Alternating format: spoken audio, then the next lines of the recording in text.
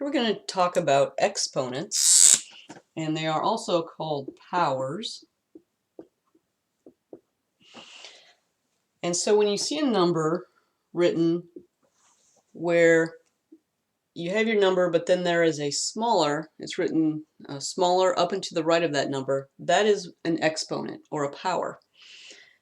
And what that means is that this is called, the big number is called the base. So we have the base and the exponent. And what that means is that you're going to multiply the base times itself this many times.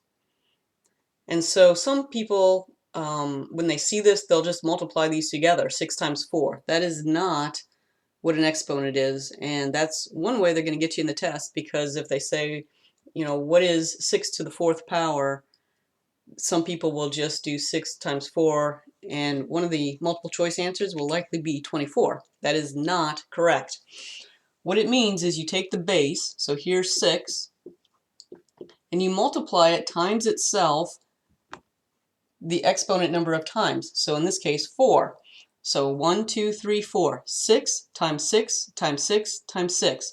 So you take the base, 6, multiplied by itself 4 times. 6 times 6 times 6 times 6. If you plug that into your calculator, you're going to get 1,296. If you have 5 to the second, that means you take the base number 5 times itself 2 times.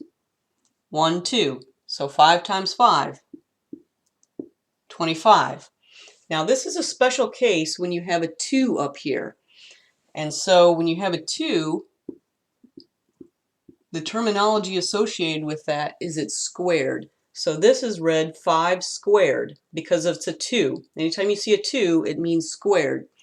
So they might actually ask you in words, you know, what is 12 squared?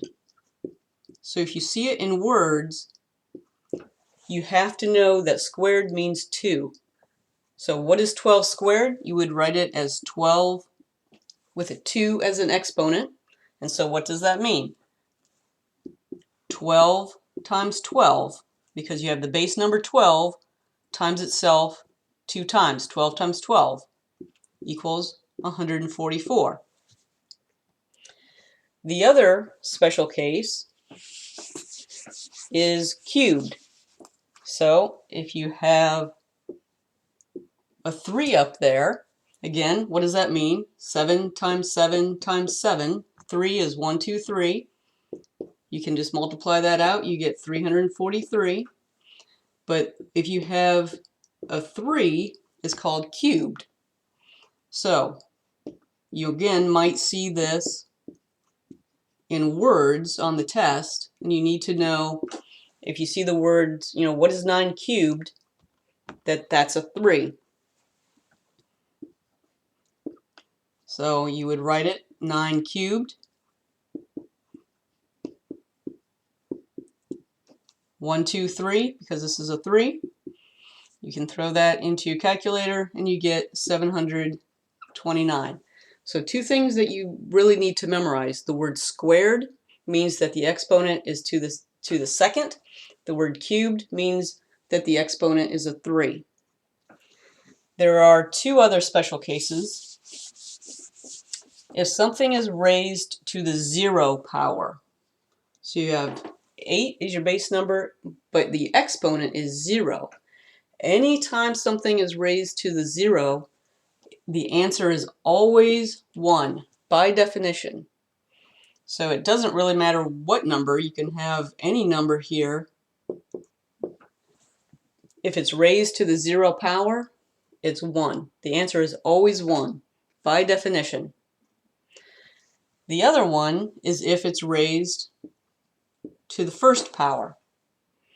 If it's raised to the 1st power, it's just the base number. So you can think about, you remember if we have a 2 up there, we're going to write 2 73s down. Well, we just have 1, so we're just going to write the same number down. So again, by definition, if you have an 8 to the 1st power, it's just the base number. So these, again, things you want to memorize. Anything to the 0 power, is the answer is going to be 1. Anything to the first power, it's just whatever that base number is. Now,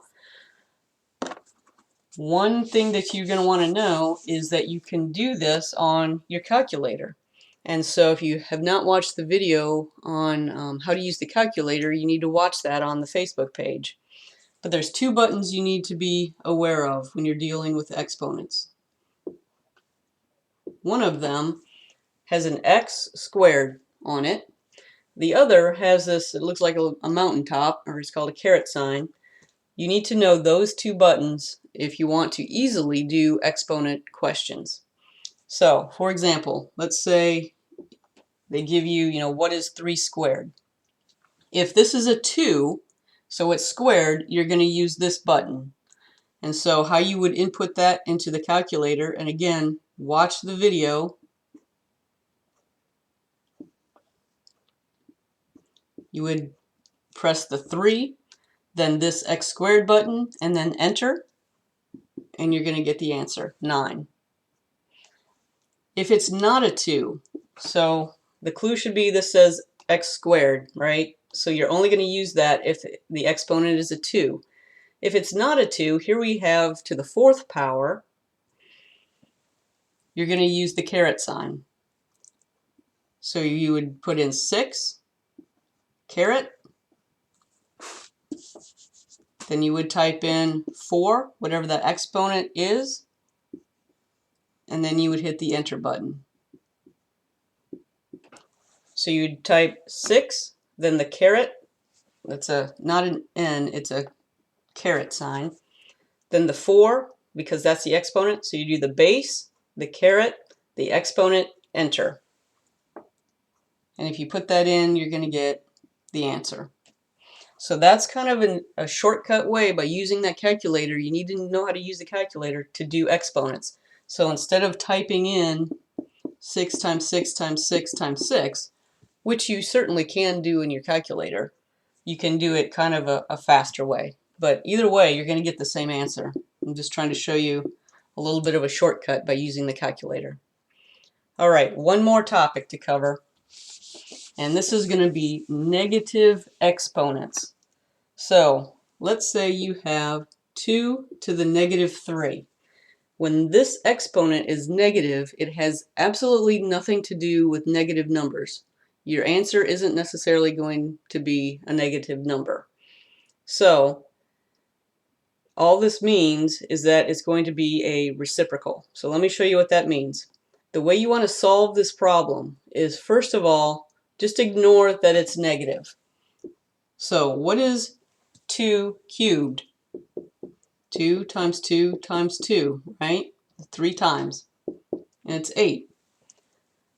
But we don't want to know what 2 cubed is. We want to know what 2 to the negative 3 is. So you first just find out what it would be normally, and then you find the reciprocal of that number.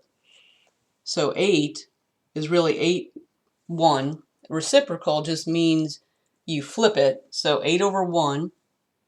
So to get the reciprocal, you flip it, so it's 1 over 8. So 2 to the negative 3 is 1 over 8. But the easiest way that I think you can find that is by just assuming it's positive, find the answer, and then just flipping the fraction, or putting a 1 over that number.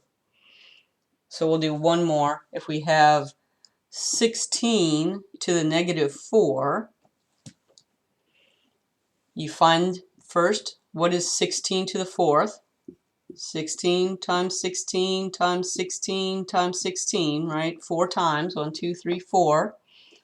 You're going to get 65,536. That's 16 to the 4th. But you don't want to know 16 to the 4th. You have to go back and know you want to the negative 4th. So 16 to the negative 4th is you're just going to flip that on its head in fractional form. 1 over 65,536.